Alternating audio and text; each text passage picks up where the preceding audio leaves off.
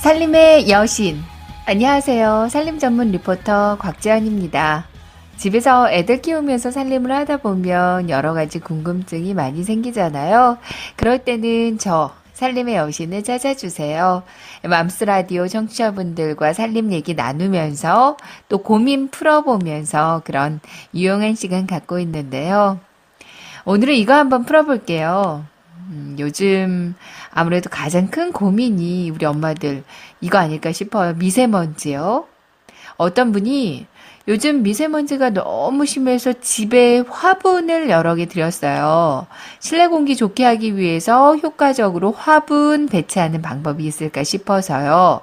어느 곳에 어떤 화분을 놓는 게 좋은지 제발 좀 알려주세요 하고 문의하셨거든요. 실내 공기 정화하는데 식물 들여놓는 게 정말 효과가 좋다고 하잖아요. 그래서 오늘은 화분, 그러니까 집에 효율적으로 배치하는 방법 알려드리겠습니다. 4월 11일 화요일 살림의 여신 지금부터 출발할게요.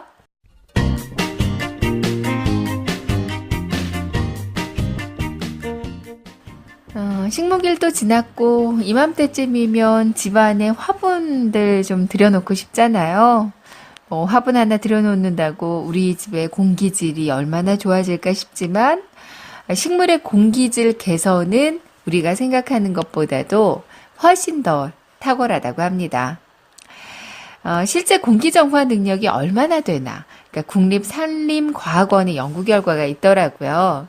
여기에 따르면 나무 한 그루당 연간 미세먼지 흡수량이 35.7g인 것으로 조사됐다고 하는데요. 나무가 심어져 있지 않은 곳에 비해서 나무가 있는 곳은 분진이 약 한 75% 정도 적었다고 하더라고요.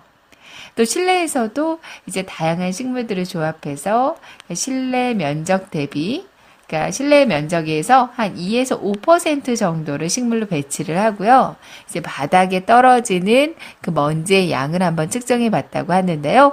먼지 양이 20% 정도 감소하는 것으로 나타났다고 합니다.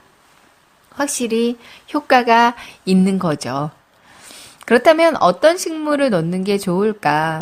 여러 가지 식물이 우리 공기 정화하는데 여러 능력이 있다는 건 알고 있는데요. 근데 특히 미세먼지를 제거하는 데는 이제 산호수, 틸란드시아, 또 벵갈 고무나무, 아이비, 얘네들이 도움이 많이 되는 걸로 나타났다고 합니다. 그러니까 농촌진흥청에 따르면요. 식물을 넣은 빈 방에 이제 미세먼지를 투입했대요. 그리고 4시간 뒤에 측정을 한번 해봤는데 그렇게 했더니 미세먼지가 산호수는 70% 정도, 틸란드시아는 69%, 벵갈 고무나무는 67%, 또 아이비는 65%나 감소했다고 합니다. 대단하죠? 그렇다면 이제 어느 곳에 어떤 화분을 또 어떻게 배치하는 게 좋을까? 사실 집에 화분만 사가지고 왔는데 저도 이번 봄 맞아서 한 몇 개 빈 화분 같은 거, 그리고 또 나무가 죽은 게 있어서요. 몇 개 이렇게 화분을 들여놨거든요. 근데 사실 이걸 어디에 어떻게 배치해야 할까? 그것도 좀 고민이에요. 주로 화분에 두시면 아마 발코니에도 많이 두실 것 같고요. 거실에 제일 많이 두시겠죠. 아니면 침실이나 화장실, 주방 이런 데도 두실 텐데요. 그 화분은 대략 그 공간에 5에서 아니면 50% 정도까지 이렇게 좀 넉넉히 두는 게 미관상으로도 좋고요. 정말로 실내 공기 정화하는데 효과가 있다고 하니까요. 그러니까 만약에 발코니에 둔다, 그럼 발코니 한쪽을 이렇게 화분으로 정원처럼 꾸며보는 것도 좋을 것 같아요. 발코니는 햇빛이 가장 잘 드는 곳이잖아요. 우리 베란다요. 그래서 햇볕을 좋아하면서도 또 미세먼지 줄여주는 식물을 키우는 게 좋을 것 같은데요. 대표적으로는 팔순이 나무, 분화국화, 시클라멘, 허브류를 키우는 게 좋다고 합니다. 특히 허브는요, 병충해가 거의 없어서 발코니에서 키우는 게 좋대요. 우린 향기 때문에 방 안에서 키우는 게 좋다고 생각했었는데, 뭐 물론 방 안도 좋지만요, 발코니에 키우는 것도 좋다고 합니다. 그러니까 햇볕이 잘 들고, 또 바람 잘 통하는 곳에서 허브는 그냥 물 주기만 제대로 하면 잘 자란다고 하니까요. 허브를 선택해 보시는 것도 좋을 것 같아요. 이제 가장 화분을 많이 들여놓는 것이 거실이잖아요. 거실은 아무래도 우리가 직접 생활하는 곳이기 때문에 공기 정화 능력이 뛰어나고요. 또 무엇보다 이거 빠질 수 없어요. 인테리어 효과. 요즘에는 그 플랜테리어? 뭐 이렇게 얘기도 하던데요. 그래서 거실에서는 공기 정화 능력도 좋고 또 인테리어 효과도 좋은 관엽식물이 적당합니다. 잎이 넓은 관엽식물이 대부분 그 열대 우림 나무 그늘에서 자생하는 식물들이기 때문에요. 햇빛이 유리창을 통해서 걸러지는 반 그늘에서도 잘 자란다고 하거든요. 아레카 야자 많이 키우시죠? 아레카 야자도 좋고요. 뭐 피닉스 야자 이런 것도 좋고 인도 고무나무, 산호수, 싱고니움 뭐 이런 것들을 추천한다고 하더라고요. 뭐 사실 거실에서는 뭐 아무거나 갖다 놔도 좋긴 하죠. 침실은 다육식물이 좋다고 그러더라고요. 특히나 밤에 공기 정화 효과가 큰 뭐 선인장 같은 다육식물이 좋다고 하는데요. 이유가 다육식물은 그 원산지, 뭐 사막이나 뭐 이런 원산지 특성상 낮 동안에 기공을 열잖아요. 그러면 아주 엄청난 양의 수분이 소실되기 때문에 얘네들이 밤에만 기공을 열고 그때 이산화탄소를 흡수해 준대요.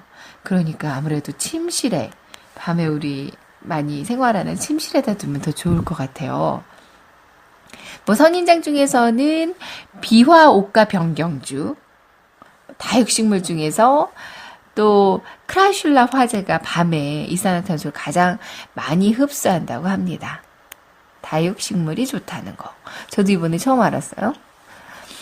그리고 이제 우리 아이들 공부방에서는요, 아무래도 음이온이 많이 나온다는 뭐 팔손이 나무, 스파티필름, 또 기억력 향상에 도움을 준다는 로즈마리 이런 것들이 좋대요. 근데 음이온이 여기 이동거리가 굉장히 짧다고 합니다. 그래서 가급적 이런 것들 갖다 줄 때는 책상 위 아니면 책상이랑 가까운 곳에 두는 게 좋다고 그러더라고요. 뭐 주방이나 욕실에도 식물을 두면 좋죠. 주방은 냄새도 많이 나지만 뭐 우리 가스레인지에서 뭐 일산화탄소, 이산화질소 이런 유해 물질도 많이 배출된다고 그러잖아요. 그래서 스킨답서스, 산호수, 안스리움 뭐 이런 것들이 좋은데요. 주방 창가, 뭐 식탁 위에 놓기도 좋고요. 욕실에서는 아무래도 또 각종 냄새, 찌든 냄새, 뭐 암모니아 가스 이런 것들을 제거해주면 좋잖아요. 그래서 관음죽, 테이블 야자, 스파티필름 이런 것들을 배치하는 게 좋습니다. 뭐 작은 화분 같은 걸요, 변기 뒤쪽이나 아니면 세면대 위쪽에다가 놔두면 좋을 것 같아요. 저도 이제 변기 뒤쪽에다가 스파티필름이랑 그거 놨어요. 숯을 막 이렇게 놔뒀는데 그냥 화장실 욕실 갈 때마다 그 인테리어 효과도 있고요. 그리고 냄새도 훨씬 덜 나는 것 같고 공기 정화하는데 좋은 것 같더라고요. 뭐 여러분들도 이렇게 배치를 해보면 좋지 않을까 싶어요. 그리고 또 한 가지 더 알려드리려고요. 화분. 요즘에는 주말마다 여행도 많이 떠나고 이제 또 4월 말부터는 아이들 학교 단기방학도 하고요. 또 연휴가 황금 연휴라고 하잖아요. 어린이날 끼고 뭐 부처님 오신 날 끼고 등등등 해가지고 굉장히 긴 연휴에 이제 돌입을 하는데요.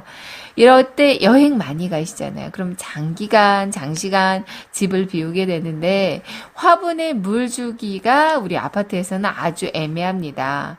굉장히 걱정도 많이 되고요. 또, 요 시기쯤 되면 햇볕도 정말 잘 들어오잖아요. 그래서, 얘네들 금방 말라 죽는 건 아닐까 싶기도 하고, 그래서 한 가지 더 팁을 드리자면 요즘 그러니까 장기간 집을 비울 때 화분에 물을 어떻게 주는 게 좋을까? 우리 살림의 여신만 믿고 한번 휴가를 떠나보세요. 특히 그냥 두고 떠나기 가장 걱정이 되는 화분들이 물을 특히 좋아하는 애들이거든요. 물을 특히 좋아하는 애들, 스파티필름이나 아이비, 이렇게 잎이 얇고요. 물을 좋아하는 초록이들한테는 한번 제가 지금부터 알려드리는 방법을 한번 써보세요. 첫 번째 방법은 페트병을 이용하는 방법이 있습니다. 뭐 페트병은 주스병도 좋고요. 생수병도 좋고요. 뭐 아무거나 좋아요. 그러니까 페트병의 뚜껑을 먼저 송곳 같은 걸로 한 두세 개 정도 구멍을 뚫어주세요. 그리고 그 페트병에다가 물을 한 90% 정도로 채우고요. 이제 뚜껑을 닫아서 화분에 그냥 꽂아주시는 거예요. 꽂을 때는 이렇게 수직으로 말고 약간 비스듬히 꽂아주는 게 좋고요. 이렇게 하면 이게 바로 뭐냐? 자동 급수 장치가 만들어지는 거예요. 네. 뭐 어렵지 않죠. 그리고 또 다른 방법이 있는데요. 이제 수건이나 행주를 이용하는 방법이 있어요. 수건을 먼저 적당한 길이로 자르세요. 그러니까 수건이 바로 이제 심지 역할을 해주거든요. 행주도 마찬가지고요.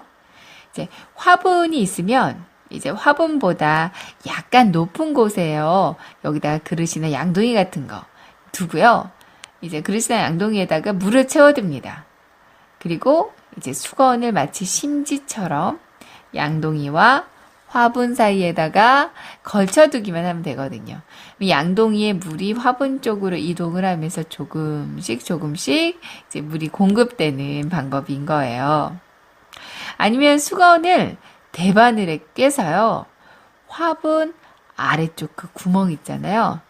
그 아래쪽 구멍에서 위쪽으로 이렇게 통과를 시킵니다. 대바늘에 꿰서요.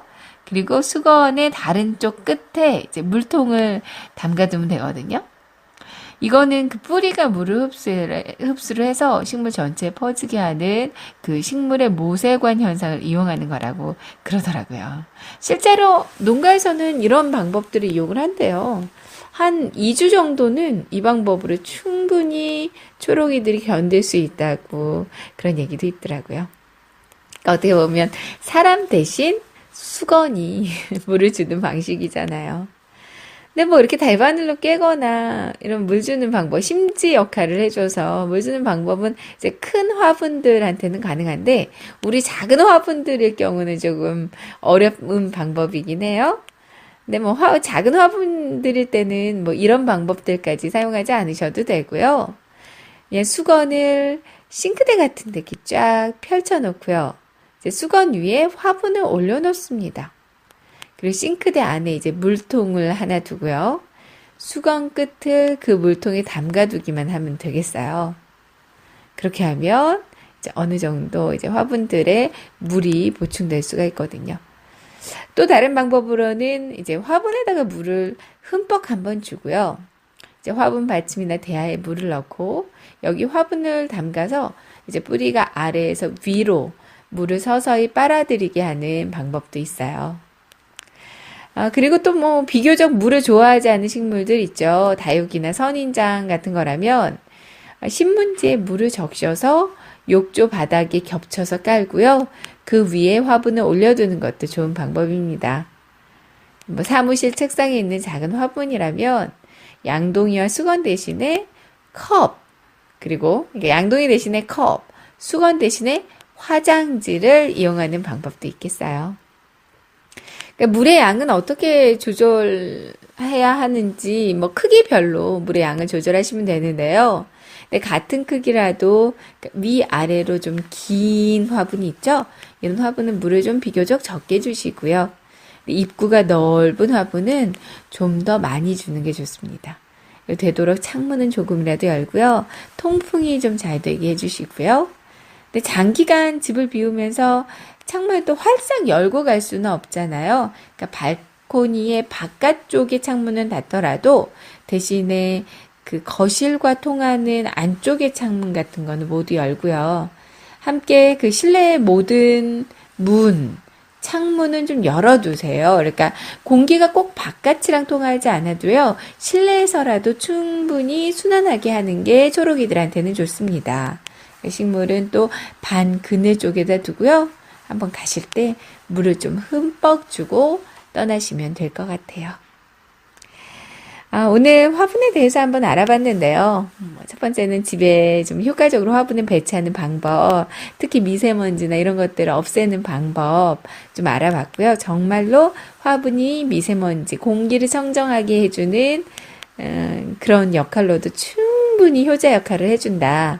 그리고 집을 좀 장시간 비울 경우에는 이제 초록이들 어떻게 물 주나 하는 방법까지 알려드렸습니다.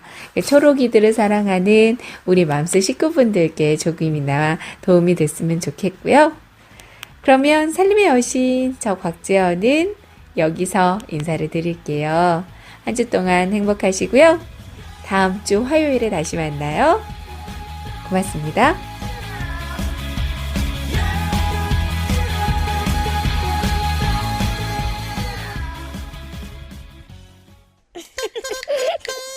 엄마, 엄마, 이리 와. 이것 좀 들어보세요. 똑똑한 엄마들의 육아학교 맘스 라디오.